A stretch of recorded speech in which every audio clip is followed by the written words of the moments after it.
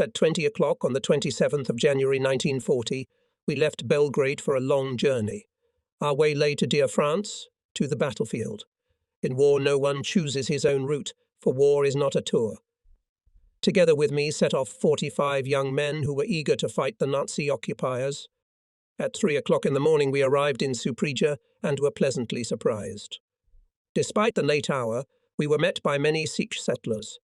They piled us with food rolls, and Belina Shelkova, a member of the local soccer organization, handed me a letter addressed to all of us. "We have come here to welcome you to fraternal Yugoslavia," she wrote, "and to say goodbye to you. Who knows what awaits us as well? Perhaps we too will soon have to follow you. We wish you a happy journey. Say hello to all our fellow countrymen in France." It was very touching. In Skopje, before reaching Vales, a freight train with cattle derailed. The wrecked railway wagons, along with the cargo, sank into the waters of the overflowing Vardar. These cows were being taken to Germany, the railwaymen told me, so it's no pity. We said goodbye to hospitable Yugoslavia at the Gebergilia station. By evening we were already in Thessaloniki, and in the morning after 7 we continued our way through Greece along the Rhodope Mountains in the north of the country through the towns of Paranestian, Xanthi, Alexandroupolis. After the station of Pythion, we found ourselves in the European part of Turkey. In the west, the red ball of the sun was sinking towards the horizon. Flat houses climbed the steep and bare slopes of the mountains, and snowy peaks rose menacingly above them. The slender cypresses and a few mosquitos, reminiscent of former Turkish glory, were gradually sinking into the shade of the mountains, and in the yellow-brown rays of sunset created a softly dreamy image of the region. After a full day's journey along the cool coast of the Sea of Marmara, we arrived in Istanbul about 8 o'clock in the evening.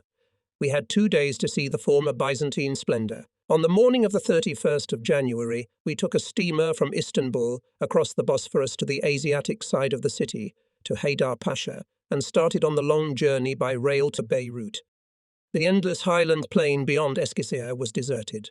The bare rocks and snow-covered mountain tops were pink in the rays of the setting sun. Beyond Ankara, all around was white, the windows frosted over. In the morning, the sun illuminated the long crests of the Rocky Mountains. We were 2,000 meters above sea level, and the mountains loomed even higher above us. Railway stations came into view after 50 kilometers. The first human habitation finally appeared on the wide snow-covered plain. Shabby hovels, and all around was desert, endless, bleak, without a single tree. I felt frost on my skin at the thought of being here alone with nature. Then our way lay through the powerful Antiturus Plateau, located at an altitude of more than 3,000 meters. Above us, the tops of the peaks were lost in the mist. Below us, the mountains plunged into such deep abysses that it was breathtaking. Around noon, all these gloomy beauties were left behind, and we found ourselves in a shining land, reminiscent of a biblical landscape. Everything had changed, as if by magic. We were in seaside Adana. A caravan of camels walked past us leisurely. Oranges were ripening on the trees. In the distance, the sea glimmered in the gaps. At 20 o'clock, we pulled up at the station of the Syrian metropolis of Haleb in the mandated territory of France. Reverence for the French flag demanded that we salute it. This was our first meeting with representatives of an allied country which, although it had signed the Munich Agreement, was still at war with Hitler. I ordered everyone to line up on the platform. After a brief introductory speech, I exclaimed 3 times, and almost burned with shame. The French officers, with their hands in their pockets and their cigarettes in the corners of their mouths, were frankly amused as they watched our ritual. Not a shadow of respect for an Allied officer, they did not condescend even to respond in a dignified manner to the greeting. I retired to the carriage depressed. What did they think of us?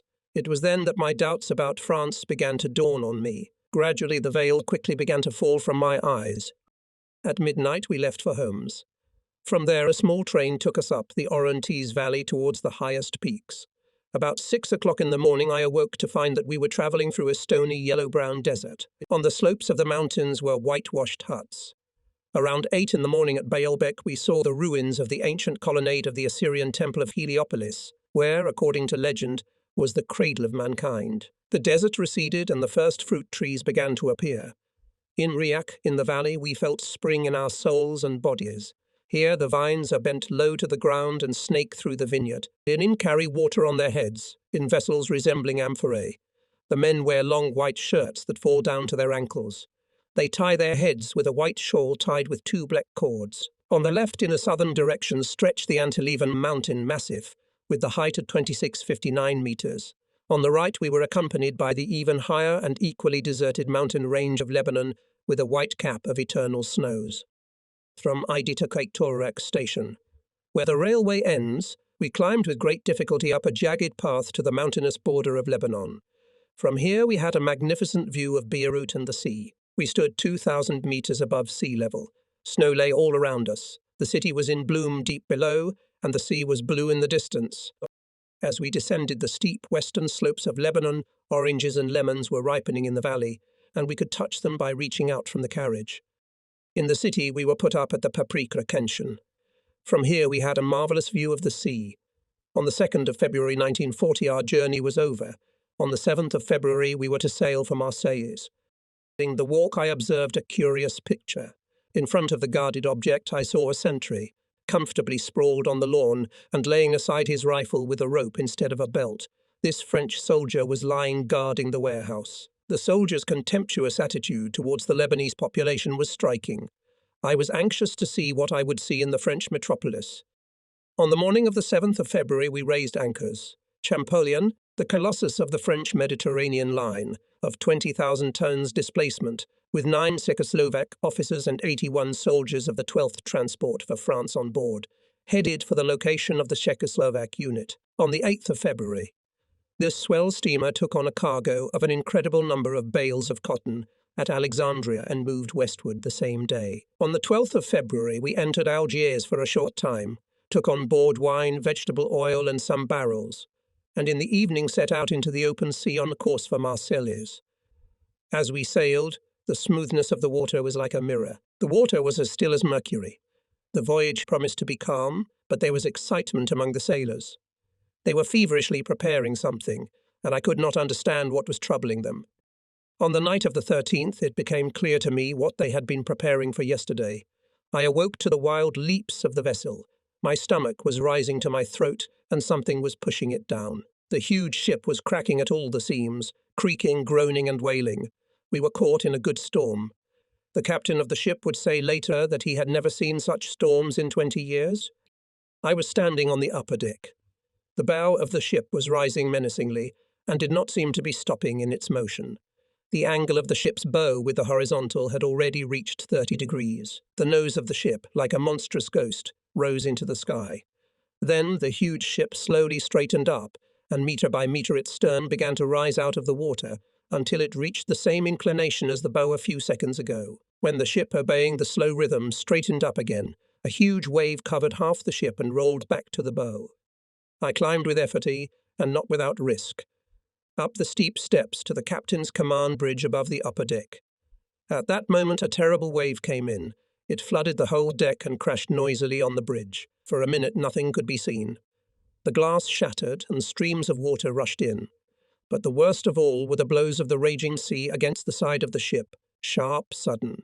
From such blows the ship tilted even more. Whoever did not hold tightly at that moment risked to say goodbye to his life. The storm played with us as with a shell. Many of the crew crammed into cabins, where they were turned inside out. Of all our transports, Lieutenant Stanislav Yukitil, Lieutenant Polivka, Jeremir Francu, and myself were in good order. We could not look at the breathtaking picture of the raging sea. We wandered along the corridors, going fore and aft, shouting, teasing Neptune, and then the old man became furious. He struck the waves with his trident and jumped after him. That's when it started. We held on tight so that we wouldn't be swept away by the water or swept away by the whirlwind. But we did not get seasick. Perhaps it was the good advice of an experienced seafarer from Beirut to fill your stomach with solid food, drink nothing, and eat oranges in large quantities. The wind whipped the waves mercilessly. Huge water swells grew to a height of 20 meters and rushed one after another into the wind. When they struck the vessel, the poor man shuddered with all his being, and it seemed as if he were about to give up. The avalanches of water were swept up by the whirlwind, forming great fountains of water, which were sprayed white into the air. All this reminded me of a blizzard in winter, when a storm lifts the snow from the surface of the earth. Here the sea rose up and, like a mountain, stood next to our ship.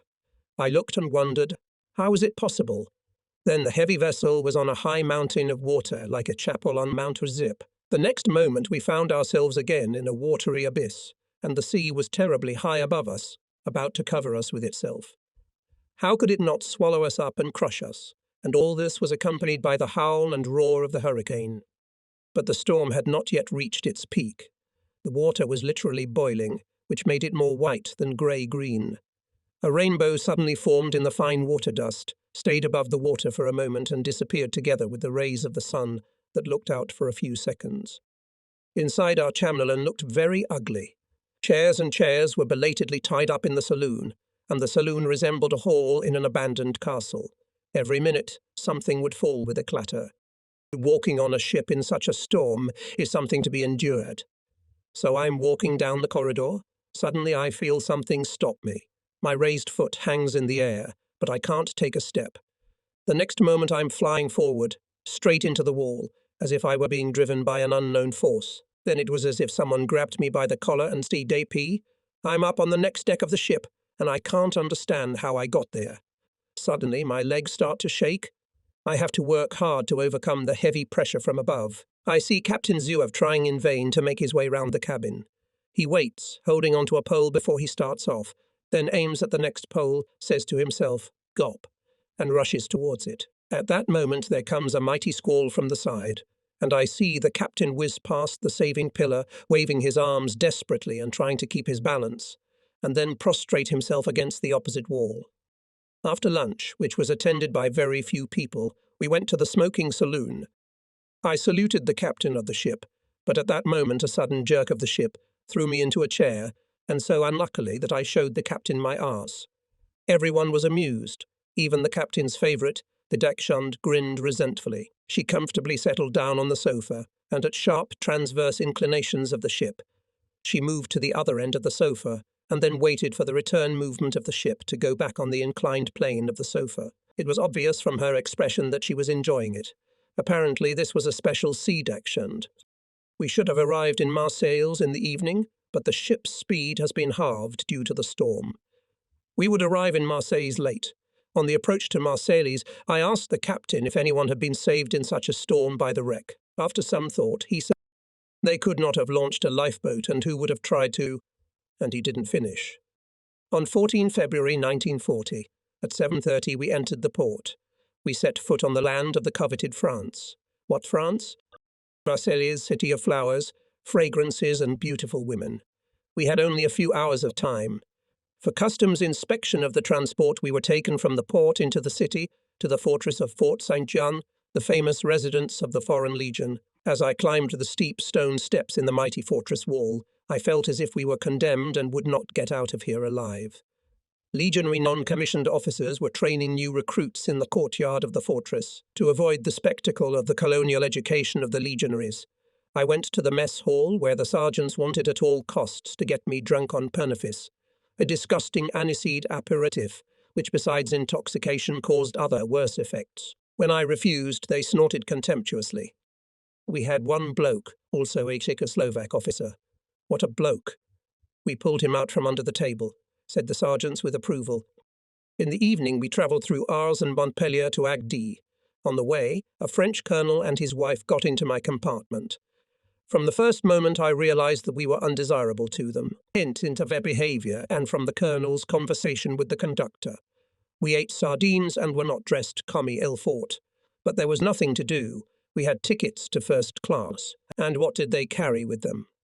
I can't believe how much time the colonel took to get comfortable on the white cushions and under the thick blankets he had pulled out of his suitcases. And then I thought with a sigh that there was nothing to expect from these people to sympathise with our plight. They know only themselves. Their only concern is that their well-being and comfort should not be disturbed in any way. Long live France. But the France of the brave, the just and the wise. At midnight we reached the camp of the Czechoslovak unit. We were at the goal of our journey. Rue Molière. We were greeted by an old town with a pirate, Pust. Medieval stone houses, humped pavements, cobblestone pavements. In the narrow alleys where the shade always reigned, old women dressed in black walked slowly. A cat ran by. A two-horse carriage pulled by a skinny nag drove by with a loud clatter. and above it all stretched the glittering sky of the Bay of Lions. This is how the town of Agde was depicted on a postcard in the spring of 1940. Snow and sewage poured directly into the street. Running water was an unattainable dream.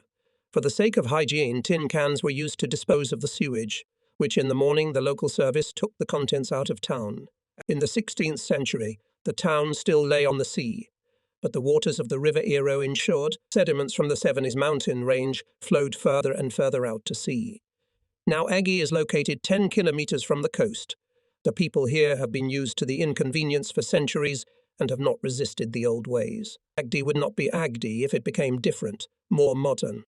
Moliere Street wouldn't be the most picturesque of narrow streets if it had more light. But how to live here? I was put up for the night in the station inn. In the morning I hurried to the military camp and eagerly looked for the first Czechoslovak soldiers. But what I saw horrified me. They were dressed in colourful clothes from 1870-1914. Red cap, blue uniform, red trousers. Only they were not given weapons. The military camp was outside the town. Fugitives from Spain used to live here. I saw several wooden buildings, each for about 100 men. They were filthy, damp, insect-infested rooms. French and Czechoslovakian flags were flying at the entrance to the camp, which was surrounded by barbed wire. How do soldiers preparing for battle feel in such surroundings? Poor housing, of course, does not contribute to the strengthening of the spirit, but still it is not all. It's the determination to fight. I was eager to find out how the morale and combat training was in the Czechoslovakian unit. On the way to France, I thought more than once that in the Czechoslovak army abroad should be created quite different relations between commanders and soldiers than those that existed in it before Munich. People who had left their homes to fight for a new and better life were guided by higher ideals, and they had a right to expect that their commanders would also be in solidarity with these ideals, that the whole command staff would be imbued with a progressive spirit. It was no longer possible to keep the old concepts. During my first days in Agde, I met a cast of stupid and arrogant soldiers without imagination, who caused irreparable damage to the personnel of the unit by their behaviour. Day by day, I became convinced that something is rotten in the Danish kingdom. What happened to the defenders of the homeland? They travelled here from far away, and when they reached their goal, they completely lost their fighting spirit. My compatriots were clearly depressed. They were depressed and uncommunicative. In a year and a half, the foundations on which the pre-Munich system of military discipline and morality had been maintained had crumbled. These things don't happen without reason. But it was as if the limited commanders did not see this. They still believed that strong ties within a military unit could be created by the flat authority of service regulations. They insulted the soldiers, disregarding their political awareness, which grew as the regime tightened. The soldiers of the Second Republic no longer stood mindlessly for the defense of a dead state. The terrible experience of history was not lost on the soldiers. They became characterized by a different political approach to the facts presented to them. Their perception became sharper. Their psychological reactions changed. In short, there was a need to replace commanders who were unable to adapt to the new conditions with more suitable ones. Honesty towards everyone and in everything was required. However, some officers could not understand these truths. They held on to their posts for some old merits. In the first hours of my stay in the camp, I saw weaknesses. For example, how was the basic training conducted? Disgustingly the same, without regard to the meaning and purpose of this training, without a refreshing discharge. As if it was not a combat training, but just a mushtra in peacetime somewhere in the yard of a barracks in a garrison in Czechoslovakia. It made me protest, and I felt bad for the soldiers. No wonder they showed no enthusiasm, no proud self-awareness. Not once did I hear anyone address the soldiers with heartfelt words, and in that difficult situation idealists should have inspired the troops. Political awareness, moral and political education, enlightenment, one way or another, but something must happen. I said to myself mentally, but what could happen here if nobody realized what was happening? I had spoken more than once to Vlado Clementes about the situation. He was a sergeant, I think. A man of few words, Vlado usually kept to himself, but we were unanimous in our assessment of the situation. The main blame lay with the system and the people who represented it. As we left our homeland, we agreed with friends in Prague how to convey the message of our safe arrival. Beginning on 22 February, Paris radio broadcast a special message 3 days in a row that a Czech living in France had donated 133,000 francs to the national defence. This message meant that we were alive and well and safe. All this was then heard by our friends in Prague. My family was not yet with me in France at that time. At the end of February 1940, spring began here. The weather was like ours in May. The road on which I was walking was strewn with white almond petals. The meadows were already dry. The grass was green, butterflies were flying, birds were singing. In the vineyards, stretching as far away as the eye could see, work was in full swing. In short, it was spring. In the sand among the dunes I found a child's sandal, just like my Milan's feet. I felt sad. On 29 February, in my new position as Chief of Staff of the Division Artillery, I visited the artillerymen at La Nouvelle and at Segan. I found the division in surprisingly good shape. The artillerymen were training with only one gun in the regiment, and the commander, Lieutenant Colonel Vislogil, told me how tenderly the soldiers treated their cannon, how they polished it to a shine. The artillerymen were in fighting shape. They were eager for battle, but they were depressed by the lack of guns and horses. Such a good condition of the unit was undoubtedly due to the efforts of the regimental commander. On 7 March, the soldiers of the 1st Czechoslovak Division took the oath of office at the Agda Stadium. From the fighting power of Czechoslovakia, 40 fully armed divisions before Munich, now remained only what could fit in the stadium of a small town. How simply and quickly our army was entirely liquidated. How hard and slow was borne one single division? The review began. Those who paraded in front of us resembled in no way the former Czechoslovak army. 20-year-old guys were walking sluggishly alongside 40-year-old tired miners from somewhere in Lille or Belgium. They walked with indifferent faces. The next day, the chief of the Czechoslovak military administration in France addressed the commanders. Addressing the commanders, he urged them first of all to pay attention to the morale of the soldiers, to maintain the closest ties with them, to seek opportunities to talk and speak sincerely, without loud phrases. It was good to listen to this, but it had no practical result. It was necessary to start from the top. The 10th of March was a memorable day for me. Members of my Belgrade group arrived here. We had parted then in Beirut. I got on another transport that was going to France earlier. Their turn came 5 weeks later. The guys tracked me down in the camp. At 8 o'clock, we gathered under the banners. It's the kind of meeting you don't forget. They rushed towards me with joy. Mr. Major, you can't imagine what they did to us. We have not forgotten your words, which you said when parting, that we should always remember what we are here for, and in any situation remain pure before our conscience. Hey, form us into a military unit. With you we are ready to go even to the front line. Rest assured we won't let you down. Private Net, having heard that I would be appointed commander of the artillery division, told the others about it. Immediately there were voices of those who wanted to join the artillery to be under my command. Many good things were said to me by my compatriots, and these dear words I remember to this day. I do not write about this for the sake of boasting, especially as I have no written proof of it. Those who have lived to this day, such as Polivka, Zis, Knecht, Vimela, remember their words. Our meeting proved what kind of relationship could be achieved with the soldiers if the commanders in the camp behaved morally and politically differently than usual. As I walked home, I could still hear their words in my ears. With you, we are ready to go even to the front line. Rest assured, we will not let you down. That was my best day as a member of the Czechoslovak army. On Sunday 9 May, my wife and children finally arrived in Marseilles. I was beginning to worry about them. They had barely had time to slip away as fascist Italy was preparing to attack France.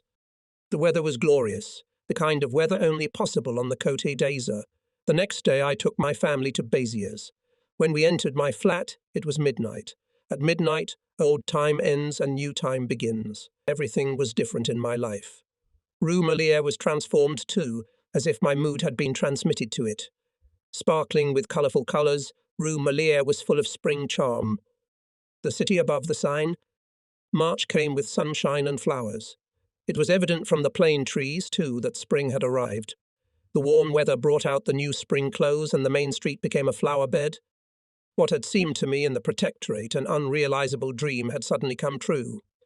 Today, 20 March 1940, I left Béziers for Paris on a business trip. My train pulled away at 4 p.m. We travelled through Agde, stopped in the seaside town of Sète, then in Montpellier, and by evening we were met by Nimes, where traces of the presence of the ancient Romans have been preserved. Already in darkness we passed the jewel of southern France. Tarasque at 20 o'clock our Parisian fast arrived. In spite of the train's soft running and comfort, I could not sleep for a long time. Too many things were troubling me. Then sleep did close my eyelids. We stopped at a station. I wanted to lift the curtain to see where we were standing, but suddenly I stopped. The downed curtain warned no curtains at night. You don't mess around with that in wartime. A strict prohibition, yet how politely worded. In my sleep I couldn't recognize the places we were passing through. It was clear that it was not southern France. The landscape testified to that. Vineyards were replaced by arable land and spring crops. My heart ached. It all reminded me of home. Then the grey-green bent olive trees disappeared, and scattered groups of dark pine trees were no longer to be seen. And from the landscape were the mighty rows of spotted plane trees. Instead of them, in the fast flight of the train, fragile poplars, chestnuts, alders and fruit trees flashed outside the window. Then a forest appeared in the frame of the window, the first forest since my escape from Czechoslovakia. It was deciduous and seemed small, but it was still a forest. When was the last time I saw a forest? On 12 January 1940, when we said goodbye to our forests on the Moravian-Slovak border. Back then, forests were all around us. The buildings were different too. Instead of the flat tiled roofs and rough stone walls so typical of the Mediterranean region, whitewashed houses with peaked roofs flashed outside the window. These houses had no shutters, unlike the southern ones. Apparently, we were getting closer to our destination. At last we found ourselves under the arches of the Lyon railway station. The first thing I saw were the 5 letters Paris. And I felt very good at that moment. I could not contain my feelings of emotion at the sight of this one word, Paris, in Prague, when we, covered with a blanket, listened to radio programs from Paris. The very idea of suddenly finding oneself in the French capital seemed so incredible that no one seriously thought about it. And here I was. I stood on the platform and did not move from my seat, as if I feared that outside the station this sweet enchantment would end. The Paris of Louis, the Paris of the Great Revolution, the Paris of military genius, the Paris of royal, revolutionary, imperial, and republican. How will you receive me? At the Czechoslovak military headquarters at Bordenise, I quickly ran errands to free myself for Paris. It's huge and beautiful. I've already realized that, and I'm awfully short of time. 3 days for everything. The chief of the department asked me about the situation in the division. I frankly said that I do not like the commanders, as they are inattentive to people, do not understand the soldiers, do not appreciate their spirit, born of goodwill to fight the Nazi occupiers. Such commanders know only how to order, forbid and punish, and believe that this strengthens discipline and morale. There is no fighting spirit in the unit and no trust, with few exceptions, in the higher commanders. Soldiers talk about the gulf between the army and the leadership. Let him finally know what they think of the old command system. In fact, I presented my point of view. The chief listened, nodded his head, then said that the most important thing is combat morale. That they say decides everything. In this, of course, he was right. Then I complained about the negligence of the French army authorities with regard to the material support of our artillery units. These units are not ready for combat for the foreseeable future. I said, in general, Mr. General listened to a lot of things from me. In conclusion, he said to me, General Vieste is satisfied with your activities. I, for my part, could not say the same. Now Paris was waiting impatiently for me. I'd only 3 days. From the Champ de Mars I walked slowly towards the Eiffel Tower, the symbol of Paris, the goal of all tourists. I have my own experiences with the Eiffel Tower. My friend Lieutenant Colonel Bedrich Beans tragically died here. He was the Czechoslovak military attaché in Paris. He was haunted by the obsession that the Nazis were trying to kill him, and in the autumn of 1939 he threw himself off the Eiffel Tower. With a plan of Paris in my hands, I walked along the Seine embankment and once again felt the excitement that here I was, just like that here. Paris was blossoming and blooming. It was breathing spring. It was simply marvellous. The clock struck midnight when I was once again near the Eiffel Tower. The feelings overwhelmed me. The next day after breakfast I went to the Palais des Invalides. The olive oil bagels were wonderful. Outside the building were old trophy cannons from God knows when. The boys were climbing on the cannon and trying to open the bolt. No one prevented them from doing so.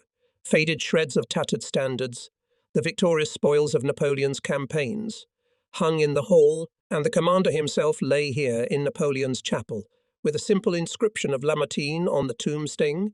Here lies nameless, and yet a name.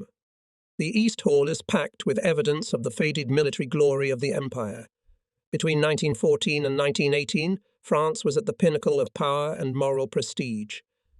The more I looked closely at today's France, the more convinced I became that all of that was the case. The France of today is not burning with determination to rally to the fight against the enemy, to wage the heroic struggle for the freedom of the nation to the end. Have we not heard the blasphemous words in the South that northern France is not France, that it is better to live in slavery than to fight? What I saw in France did not correspond to the idea of a country which, with the Phrygian cap on its coat of arms, resolutely met with its breast the deadly threat from the north, preoccupied only with comfort and prosperity, carelessly indifferent and stupefied with defeatism. Such was the close-up view of France before me. Fame is a dangerous thing. On Saturday I continued my tour of the city. I looked with bewilderment at the happy, calm people strolling along the Champs-Élysées, for whom the war as if did not exist. People simply did not take it into account. A main force. The Arc de Triomphe looked down from its victorious heights on these teeming crowds of cheerful people, unencumbered by anything, and completely forgetting the warning of the unknown soldier. The 1914-1918 war. They would remember it when it was too late. The hobnailed boots of Hitler's hordes, which in just 3 months' time will march here on parade, will immediately make the French realize how they have been dishonored. I wandered on my way and found myself in a small square, where a bench stood in the midst of the spring greenery. I sat down on it to rest. Suddenly, out of the blue, I remembered Agda, the suffering of the people there, and my friends from the Belgrade group. The atmosphere inspired me to express in verse what had been maturing in me for a long time. For lack of paper, I wrote all over the newspaper. As dusk was falling and the cold began to make itself felt, the poem, I believe, was ready. The poem was first published in the weekly magazine of the Czechoslovak army in France. It was recited in Czech and English during the voyage of the Mohammed Ali el-Kabir across the Atlantic, then on English soil, at Czechoslovak army meetings in Chester, Liverpool, Manchester, Whitchurch, at the former camp of Czechoslovak units in Leamington and other garrisons. It was printed in 1941 in London with a foreword by František Langer. On the morning of 25 March, I returned from Paris to Béziers. There is no victory in battles lost in advance. War was declared, but nothing happened. This strange war was soothing, lulling. Nothing will come of this strange war, people said. Then on 10 May 1940, the real war began, but nothing was still being done either in the rear or behind the front lines, and what was being done did not serve the victory. It couldn't go on like this. I went to Montpellier, where the Corps command was. I was received by Colonel Marquand, Chief of Artillery. "Mr. Colonel, we have no guns, no horses. How are we going to do the training?" I said, hardly able to control myself. "Major, war is won by the calmness of the strong." Said the colonel, and his eyes behind the glasses looked at me with absolute indifference. The colonel himself, however, did not possess the calm of the strong when he said this. I did not back down. "Mr. Colonel, we are practicing on guns that don't exist. Our loaders stick an imaginary shell in the air. We have everything imaginary. We came here to fight for our country, for France. Give us guns and horses, while there's still time. The main thing is to be calm, Major. Nothing's happening yet." As I went to the door, the colonel silently, with his eyebrows furrowed, saw me off with an unfriendly look. "What do you mean nothing is happening?" "There is fighting on the Maginot Line. Soon the enemy will break through this mighty defence and his troops will pour through northern France into the interior of the country. And in the south of France, in the vicinity of the city of Béziers, the artillerymen of one Allied division will be doomed to watch the death of France in inaction." To the commander of the 1st Czechoslovak Division I brought that day only new promises. In response, astonishment, protests. "It can't be. In the evening we go home from the command post, bypassing the crowded streets. Our paths take us around the outskirts of the town. We avoid busy places so as not to be seen by people who resent our indifference to the battle. After all, this is about saving France. The sad comedy of last autumn is repeated. Then the fear of the future, the menacing spectre of war, was stronger than the memory of former glory. Better slavery than war. Everyone shouted and wrote. They were irritated by the patriotic mood of the Czechoslovaks on the day the war began. Their firmness they regarded as lack of peacefulness and their self-confidence as pride. The French soldiers marched through the city as they wished, in disorderly crowds, dressed as they pleased. They were undisciplined. Some were reading a newspaper, some were talking loudly. 1, 2, 3, here's the Boshi. They shouted to the beat of the clear, military step of the Czechoslovak unit they were passing. The soldiers dressed as they wished, in civilian trousers and military gymnases, civilian jackets and military trousers. They paid no attention to the officers, and the latter dissolved them even more, without reacting in any way to the complete breakdown of discipline. All military dignity was distorted. France is in danger. I don't give a damn. Freedom and democracy are in danger. I spit on it. Leave me alone. That was the root of the evil. The war was completely forgotten, and honour too. A handful of brave men couldn't save it. I have the honour to ask you. I have the honour to report to you. All honour in the formulas of politeness, but the actual honour was forgotten. After all, behind that honour there was only a phrase, and it could not help the French and Czechoslovak soldiers who were betrayed in battle. We were sitting with Henry, a captain in the French army, in Béziers at the Café Corso. Here, too, the winemakers of the region were comfortably seated in wicker armchairs. With their hats pulled down over their foreheads, they sipped their obligatory aperitif. In wine was their politics, their hope and their fear. They knew only one front, which ran through the vineyards in the hills of southeastern France. The other France they did not know. The easy life was appealing. In wine they found respite from their labours. The war for southern France? Yes, of course. It's worth it, but don't demand more. Henry remained loyal to his Pernod. I just couldn't stand that muddy aniseed swill. Pernod was drunk all over France. The Germans owned most of the shares in Pernod Ricard. My dear fellow, where are you going with such morals on the Germans? Wait a bit, the captain answered me. When trouble comes, real trouble, you will know the French. When the trouble comes. Henry was talking about the psychology of the French soldier, trying to justify his belief that the French will redouble their militancy and will not retreat when the clouds of inevitable disaster loom over them. As the battles for the Maginot Line go on, the captain still believes. He justifies them. The French are ordinary people. Along with the advantages, they have their shortcomings, in addition to strength, their weaknesses. They believe in the lucky star of France, and this allows them to go to everything, including the crisis of morality. In Henry, can morality be introduced by fiat? No, I thought. Your difficulties are not temporary. They are deep-rooted. They are dangerous and serious both in their immediate importance in a moment of the greatest necessity and in their far-reaching consequences. My attention was attracted by several French soldiers in the red and blue uniforms of the 70s. Like hungry wolves, they prowled round the garden of the café, casting greedy glances at plates and glasses. A soldier is paid 50 centimes a day, my mate said. Just as much as a stamp on a letter to a sweetheart. Our eyes met. I read in the eyes of the soldiers that they would not fight for this society. I understood it well. We had put on the wrong card. With France, we won't defeat Hitler. French society had long been decaying without Hitler's direct influence. He only exploited its fatal weaknesses. In the sycamore alley of Béziers, under a glowing sky, the strolling public was buzzing. Young men and women were making their pre-Sunday lunch rituals.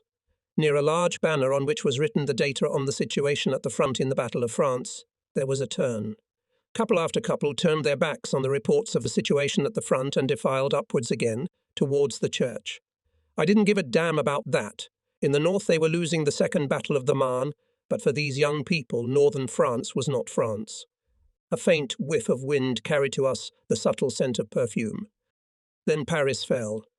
The front stopped briefly at the lawyer. It was the last line of defence. The battle for France was approaching its bitter finale, only now at the front unknown from where began to arrive equipment, which was so lacking in the fighting units. Tanks, guns and other armaments were hurriedly sent to the front. Now suddenly, and one day from the Rhone Valley arrived to the Czechoslovak artillerymen and horses. A lot of horses. Sick, skinny nags could hardly stand on their feet. They weren't even fit for meat. The harness was heavy on them and hung on them as if they were skeletons. It cut painfully into the open wounds in the long, ungroomed hair. With such ruins, we were to march against an enemy whose strength was speed and maneuverability. But it did not come to that. Someone issued weapons and vehicles from the depots too late. Too late. It was unfathomable, unbelievable, but it was a fact. Events were unfolding with catastrophic speed. On the one hand, highly mechanized, motorized Wehrmacht, guided by a well-developed theory of blitzkrieg. On the other, suffocating, under-equipped French army with an old, insufficiently determined command, infected with fascist ideas. How else could all this have ended? What, in the spring months of 1940, during the strange war, was only a premonition of approaching collapse, soon after the invasion of the Germans, clearly spoke of the inevitable fall of France. Late, too late, the French began their common confession.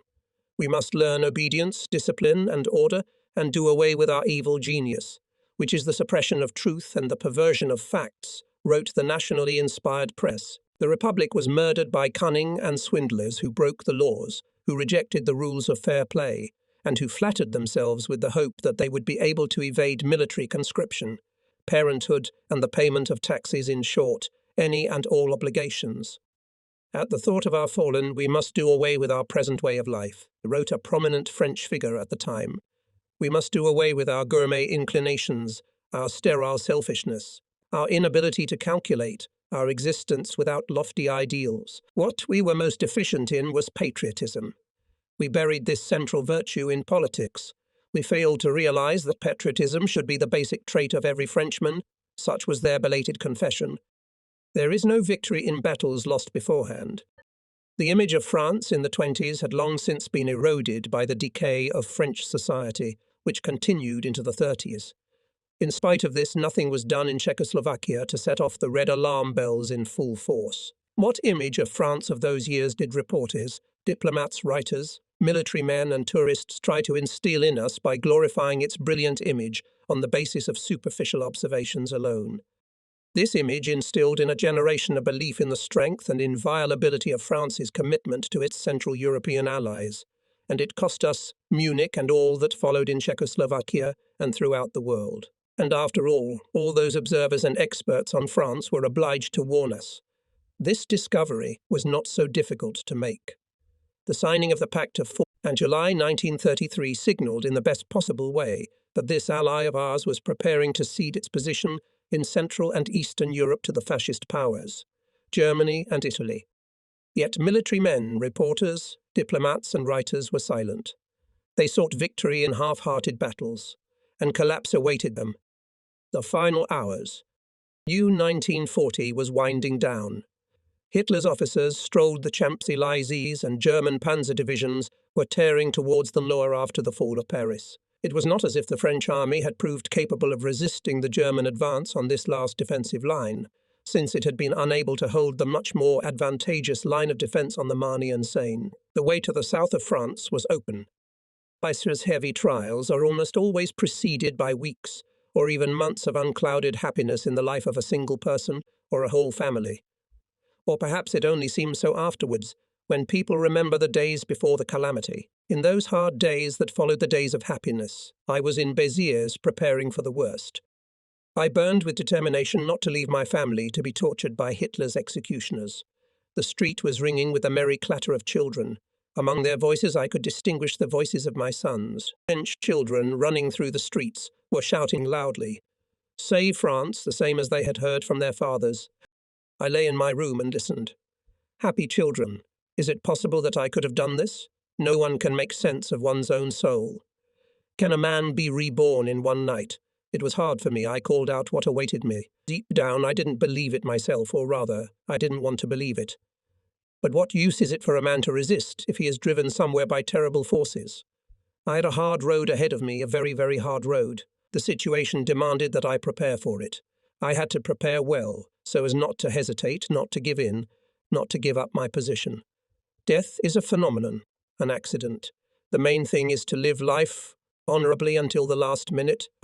I lay there and thought about how I would do all this when the dreadful hour came. Could I have known then how everything would turn out? that France would be scraped and its south would be free in the Patenovian way? On the 15th of May I was finally to receive a commander. Colonel Sklenovsky-Bozy, after a long imprisonment in Budapest, together with Staff Captain Czar, were released and arrived in Agavia, Beirut and Marseilles. I knew the colonel well from the military school in Prague and was looking forward to working together. At the first meeting, however, the colonel furrowed his brow and gave me an icy stare. He did not give me his hand and asked me irritably about some officer. That was all he said to me. He behaved towards me in a cold and hostile manner. For some inexplicable reason, our relationship remained strained. I had not expected this and was amazed. After all, there was no reason for it on 15 May.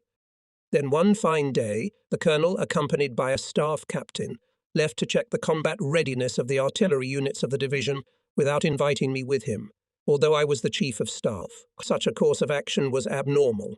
As might be expected, the results of the check turned out to be unsatisfactory. These sad facts were known to the division commander. I personally reported them in Paris to the chief of the Czechoslovak military administration and to the unfriendly chief of artillery of the 16th Corps in Montpellier. However, nothing could be done. Without horses and guns, tactical exercises and live firing could not be conducted. Staff Captain willingly accepted the post, from which the colonel, not thinking long, removed me. He very soon had to be convinced that miracles do not happen. Then it happened that, seeing the pace at which the Germans were advancing, I burnt, perhaps sooner than I should have done, some artillery service magazines, which were no good anyway. With goodwill this could have been understood, but the colonel did not show it. It couldn't go on like this. Behind the empty desks of the offices, people were waiting for the situation to develop, waiting for the steamers that were to arrive, but nobody knew when it would happen and whether they would arrive at all. From nothing to do, they were beating their heads. One thing was clear. The German tank divisions were moving unstoppably southwards. I prepared for the worst. I wanted to be closer to my family. I wanted to be with my family all the time during these hours. We lived 3 steps away from headquarters. When I asked the colonel for permission to be with my family, he hissed, "Go to your family." There was a clear contempt in his words. He didn't understand my state of mind in those days, and then the ships came. Colonel Sklenovsky-Bozy was not a kind man, and he caused me a lot of trouble when I was going through my difficult moments. Escape for the second time. Day after day passed, but no rescue came. 22 June 1940 at 1845 France and Germany signed an armistice. Hitler demanded that he be given every opportunity to continue to wage war against Britain. It was now to be expected that the French would also take some hostile action against their former ally. The worst thing that could happen to us was the transfer of Czechoslovak units and civilians to French prisoner of war camps. From there, the Gestapo would have raked us up on their own. But it didn't happen that way. On 23 June, the German panzer divisions had already penetrated deep south of the Loire. They could have been 300 kilometers away from us. Fortunately, the very next day for us came ships, which the British government hastily found at the request of President Bernays and sent to French ports. The British destroyer Keppel entered the port of City to demonstrate British naval power here and to provide security for the loading. This was followed by transport ships. So, about noon on the 24th of June, we boarded the ship. The long-awaited day had come. Already in the morning, everything was in full readiness in Béziers. At about 9 o'clock, we got into the cars. We, too, crammed into our Ford and made our way to the assembly point. We drove through the streets of the city one last time. It was a flight from France. I felt sorry for her, but the deceived hopes and the bitterness of defeat, and what defeat, prevented me from admitting it. The day was glorious. The hot South French sky stretched above us. The sun was scorching mercilessly, and the coldness of South French indifference reigned around us. The column was forming at the southern edge of the city, on the motorway to Narbonne. About 10 o'clock we trotted on our way. A long column of Czechoslovak soldiers stretched along the motorway towards the port of Sète. The French regarded our departure with proud indifference. We drove into Agde, the same Agde which, on 14 February 1940, I had embraced in an excess of happiness with my love for France. Today we drove timidly through the ancient town as we fled France. The narrow Rue Molière swept by, and now we passed the buildings of the former camp of Czechoslovakian units. The flag is no longer flying there. Death at last. We drove through the busy streets, and here came the crowded mole. It was already midday. The sun was blasting us mercilessly with the heat of Africa. In the harbour, abandoned cargo ships were berthed. The French had disarmed us on the breakwater. What did they care if we wanted to keep fighting for a defeated France? We stepped onto a British destroyer. There was nowhere to turn, and the men kept coming.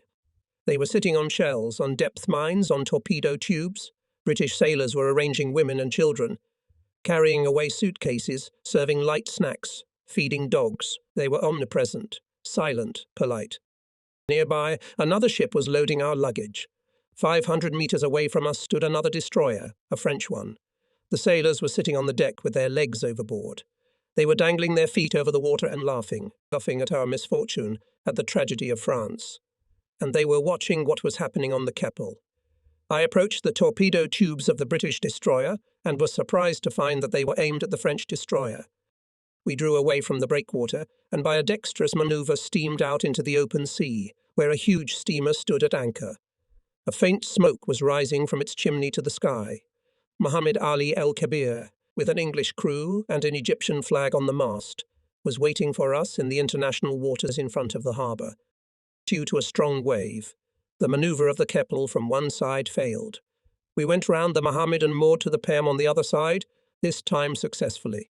It was not so easy to cross from the low and light destroyer to the big tall steamer. The sea was agitated, and the sides of the vessels were coming together and going apart. The sailors gave the command at what minute to jump, with their help, of course. It was not without confusion and shouting. Then they threw our luggage. It was treated differently, and some things went to the bottom of the sea. And here we are on the Mohammed. Francisca was exhausted. I could read it in her eyes. The children were completely absorbed by the unusual events around them. There was no beauty in it. Several hundred people had crowded together on the steamer, and now they were all wandering about, blocking the gangways and gangways, disturbing the sailors, spinning helplessly about, running to and fro, and always looking for something. Some, like survivors of a shipwreck, sat on their belongings and looked silently, wearily at the commotion around them. Somebody said that we should worry about the cabins, and now they were all huddled round a small window, where a young naval officer was vainly fending off a hail of questions and demands. I was given a cabin in an annex on the upper deck. There were 3 bunks in the cabin. Francisca immediately started to organize a bed for the night, and I went with the children to explore. They running around on the decks and gangways gradually subsided. In leather armchairs and on sofa skeptics who prefer to have a bird in the hand than a crane in the sky took their positions. They won't budge, no matter how much gold you give them. The blue sky was without a single cloud. The air was heavy from the heat of midday. In the distance, on the shore, we could see a picturesque composition of houses framed by lush green vineyards, a scattering of harbour buildings on a dark blue background, and above it all the transparent sky was shining, radiating lazy carefreeness. This is how France appeared before us at parting. I would like to pity this beautiful country, but there were many things that the French offended themselves and their friends. There was no honesty, no courage, no old French honour. And all this was France's own fault. At dusk the Keppel came up to us, once more, and handed the remnants of the evacuees on board to us. And again there was a commotion on the ship, now even more so because it was getting dark. Darkness engulfed us completely. The big ship stood quietly still. Only the splashing of the waves against the side of the steamer and the sleepy rhythm of the muted machinery could be heard. The blackout was strictly observed. Life took refuge in the womb of the ship and settled on the decks. The ship dozed, the people fell asleep. The harbour lighthouse cut through the darkness from the shore. Swarms of city lights glowed. There was no longer a blackout. For them the war was over. The lights on French soil wanted to be lights of peace and happiness. They shone so that the night would not seem so frightening. About 11 p.m., the splashing of the waves increased. Someone said we weren't sailing yet, that we'd be sailing in circles all night and wouldn't set off until morning. Submarines. The sea, however, below us was already making noise. The noise would subside and then suddenly intensify again as the waves came crashing in with a splash. They moved away, disappeared, and again shone faintly through the thick darkness. For a long time the beacon of France flashed to us as if signalling souls. Yes, yes, save their souls. The farewell to France was not difficult. We are on our way. Where to? Oran? Casablanca? England? Canada? Who knows? Will we make it? Repeat the order, came the voice of an officer in the darkness. Put only women and children in the boats. Men who disobey the order will be shot, clearly pronounces an invisible guard. Next to me, my wife and children were forgotten in a deep sleep. So we left the desired France. For 7 whole years, Germany had been purposefully preparing to take revenge on France. Germany knew its strength and was determined to use it. France and Britain had only one alternative: to arm themselves in advance or to make an agreement with Germany. But an agreement was only possible with a strong France. An armed France? With notes of protest and empty negotiations, Hitler did not let himself be intimidated. Such a policy led inevitably to war. The military budget of Hitler's Germany was threateningly increasing and reaching astronomical figures. When the small states of Central and Southeastern Europe saw that France and England were doing nothing to stop the feverish arms race in the Third Empire, they began to seek protection in an alliance with Hitler or took refuge behind the shield of their neutrality. Both Western democracies surrendered Europe to Hitler. The bankers of the City of London feared for the fate of the loans they had made to Germany, and in the naive belief that it was possible to trade with impunity with a country that honoured treaties only as long as they were favourable to it, opened new loans. Out of fear of Bolshevism, influential circles in England were inclined to think that Nazism would protect them from revolution. All this was in Hitler's favour. The disgraceful Munich dictate was received in Paris and London with relief, moreover, even with delight. The diplomatic defeat was celebrated as a major victory. After Munich, the British woke up. Only the English, but not the French. We cannot allow Hitler to take possession of Europe. We must arm ourselves, was written and said in Britain. In March 1939, they took it seriously and announced recruitment into the British Army. Too late. The battle for France in the spring of 1940 had been lost as early as 1936, and the years preceding it. The roots of the defeat go very deep. At Locarno in 1925, the first step towards Munich was realized by the concerns of France and England. Both countries invited the Germans to the same table, prepared their entry into the League of Nations, signed the Rhine Pact with them, and guaranteed Germany's western borders in it. Britain assumed the role of arbiter. Poland and Czechoslovakia were only able to conclude guarantee agreements with Germany, which, however, did not enter the arbitration system. Now both Slavic states found themselves face to face with an unreliable neighbour without sufficient guarantees. In so doing, France and England opened to the Germans the door to the east. Thus, the great French ally first demonstrated its unreliability. Then in 1933, France and England signed the Pact of Four. 4 powers, France, Britain, Italy and Germany, were preparing to share dominance over Europe. Of course, without the Soviet Union, rather even against it. Although the ratification of the pact, due to the resistance of the Little Entente and Poland and the outrage of the democratic French and British public, did not take place. The signature of France meant that this ally ours was abandoning its mission as protector of small countries, was not avoiding the revision of the peace agreements to the detriment of the states of the Little Entente, and was preparing to abandon its position in Central and Southeastern Europe in favour of the fascist powers, Germany and Italy. In doing so, France greatly compromised itself in Central Europe.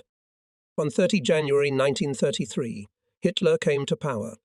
In October, Germany left the Disarmament Conference and withdrew from the League of Nations, embarking on a path to regain its military and political power. The small nations of Central Europe drew the necessary conclusions from the spineless policies of France and Britain. On 26 January 1934, a German-Polish non-aggression pact was signed in Berlin.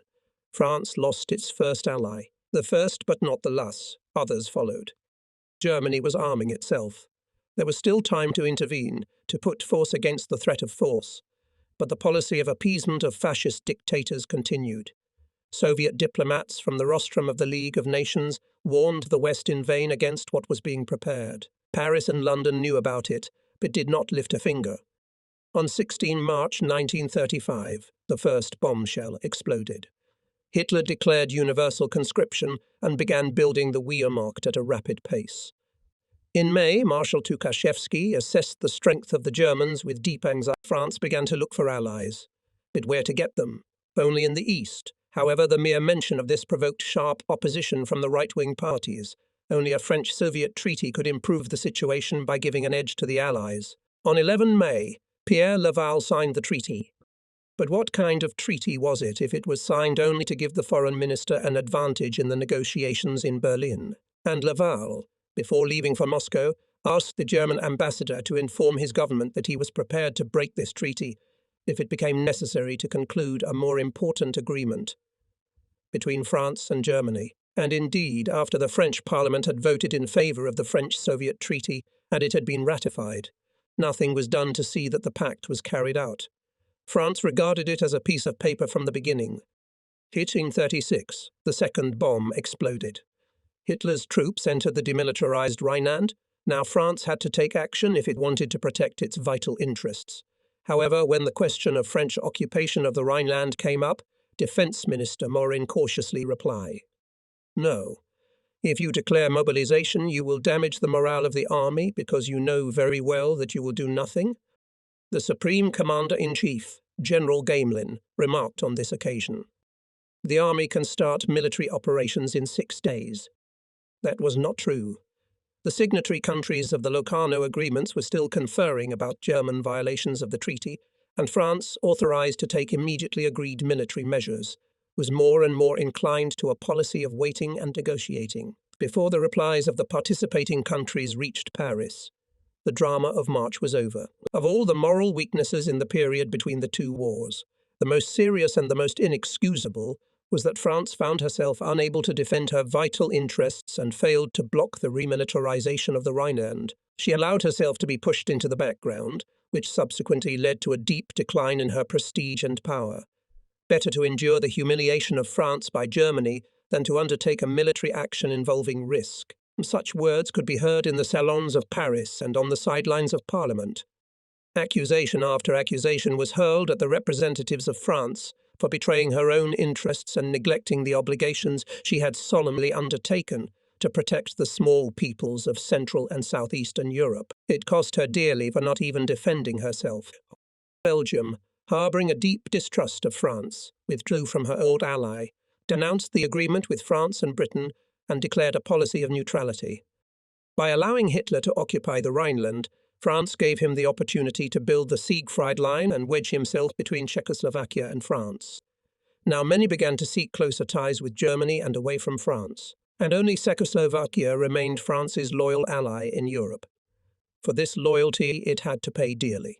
During the 15 years of the French-Czechoslovak Mutual Assistance Treaty, it was France's fault that the main staffs of both armies did not cooperate. Gamelin, in 1937, rejected the last attempt of the Czechoslovak General Staff to ensure the implementation of the military articles of the treaty, citing that this is a matter of political nature, and already Munich was approaching.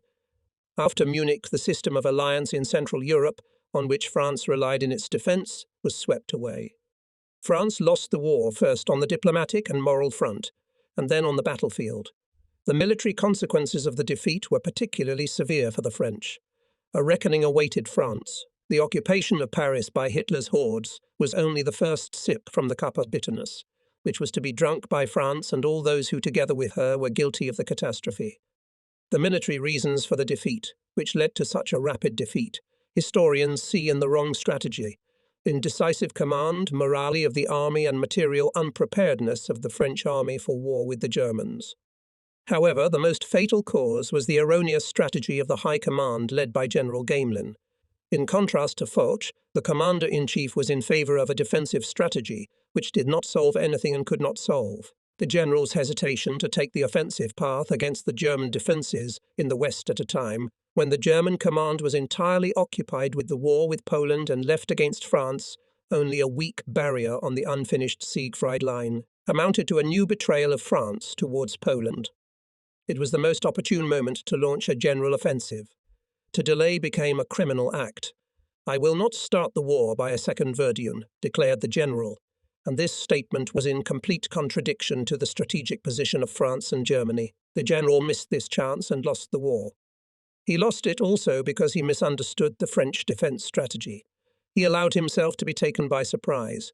The left flank of the Maginot Line's fortified belt ended at Montmedy. A German invasion across the Belgian borders was prevented on the French side from Montmedy westwards to the sea by only weak covering units and the gendarmerie. The Belgian borders remained unfortified along their entire 300-kilometre length, except for light machine gun bunkers for 5 men located 1 or 2 kilometres apart. The sustainability of such defences was nil. In the future, the Germans, disregarding the Belgian neutrality, broke through on the border at Sedan in 30 kilometres from the last fortification of the Maginot Line weak French defence and began to move in a southwest. This breakthrough to the Germans facilitated the commander of the 9th French Army, already old and lazy General Corrap, who, due to his slowness, failed in time to zapatia forests of the Mayas and destroy bridges on the roads to Sedan and Mézières. But Rommel, with his corps and tanks, wasted no time and broke his way through the dense forests, which the French considered impassable for tanks. This was another unforgivable error of Gamelin's strategy. Once Foch's aide Gamelin forgot the Marshal's admonition, which he had heard more than once from his lips. In time of war, do everything you can, use everything you have. Gamelin still had an opportunity to correct the mistake. Few people know that this opportunity was presented to France by the Czechoslovak intelligence service about 10 days before 10 May 1940, the day of the breakthrough of the French front. The Czechoslovak military intelligence residents in Zurich received by mail from Germany a simple postcard with the correct address and innocuous text of an unknown sender. "Dear Uncle," wrote the author, "I have returned from my trip. All is well with me. I hope to meet you soon." The signature was illegible. A detailed examination revealed that between the text on the postcard, invisible ink had drawn a strange pattern resembling the configuration of Belgium's borders with Germany and France. From the area of the Belgian-Dutch border, which was circled, there was a straight line to Sedan, and beyond this area, a wishbone, as is customary in military affairs, showed the transition to defence with the front to the south. From Sedan, there was already another line running northwestwards, all the way to the sea. This meant that in the area of Sedan, the arrows at right angles sharply changed direction from southwest to northwest, somewhere towards Dunkirk. A suspicious postcard with a special courier was sent from Switzerland to Paris, to Lieutenant Colonel General Staff Aldrich Teichholm, who was in charge of the Paris residence. Then, by order of the chief of the special group under President Benesch in London, Colonel Moravec, the postcard was transferred to the Second Bureau of the French General Staff in Paris. The postcard was the subject of incredulous scrutiny, and Gamelin himself shook his head over it. They did not see the pure gold glittering before them. The representatives of the French High Command held, in their hands, in a condensed form, the entire plan of the German command, the plan of attack on France, although in schematic form. But it is absolutely accurate in the plan, indicated the direction of the main strike, as it was conceived and how it was eventually and realized. The purpose of the strike was, after the breakthrough at Sedan, to turn the main attacking group of troops to the northwest, to the sea, to encircle and destroy the French and British armies, drawn meanwhile in Belgium. 10 days had the French command to take effective countermeasures. But the French did not believe this report and did not take the necessary measures in time. When they then saw the German plan deploy exactly as indicated in the postcard, it was too late. Crowds of refugees filled the motorway, and the reserve army was unable to move forward along the clogged communications to halt the enemy's advance. Such is the amazing story of a postcard that could have changed the course of the war. The author of this much important report was none other than the No, one agent of Czechoslovakian intelligence, Paul Tummel. He had access to the highest political and military ranks, and to documents of the most secret nature. He was present at meetings where such matters as the plan of attack on France were discussed and decided, and he was able to pass it on to our intelligence service. France was going to fall. The moral decay of French society, the decay in the army, economy, industry, and government, as well as the loss of human values, could no longer be stopped. Military parades were held throughout the country to showcase the strength and tradition of the army. Brilliant troops paraded before admiring spectators whose hearts were filled with joy at the sight of such an army. Invincible, no match for the Germans. But the admiring spectators did not yet know that these best, bravest regiments would soon flee in panic from enemy tanks, whose armour French anti-tank guns could not penetrate, finding themselves unarmed in front of the rapidly diving German aircraft. They will press into the ground in fear and ask themselves, where is the French aviation? On 3 September, the disagreement between Britain and France began. The Allied army was lost the minute this unfortunate war was launched. which the Germans had long prepared and into which France and England had entered completely unprepared. The army was defeated because France did not have enough aircraft, tanks, anti-tank and anti-aircraft guns, because there were no factories to produce so many weapons. The war was lost from the very beginning, because the British ally did not have a large enough army at that time. Recruitment into the British army was a sham. People signed up for the army, but there were no weapons, no equipment, and no officers to train them. So Britain was only able to send 6 divisions to France at the start of the war, too few for them to tip the scales.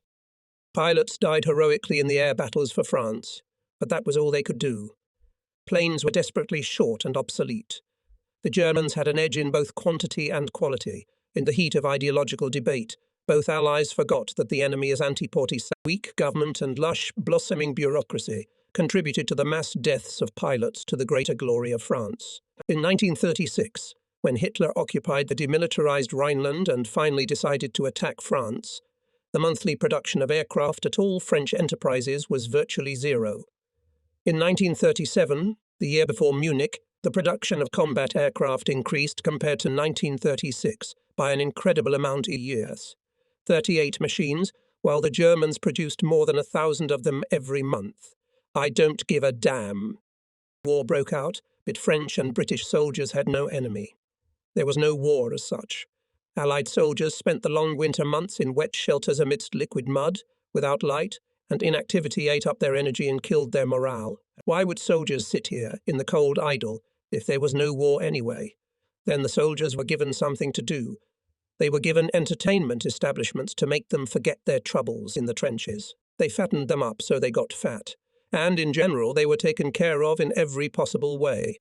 It's not so bad, this terrible war, but they forgot about the enemy. And he wasn't slumbering. He was getting ready to jump. And the fighting spirit of the Allied soldiers vanished like steam over a cauldron. They didn't believe in a German advance through Belgium. Why would the Germans attack this small country and thereby increase the number of their enemies?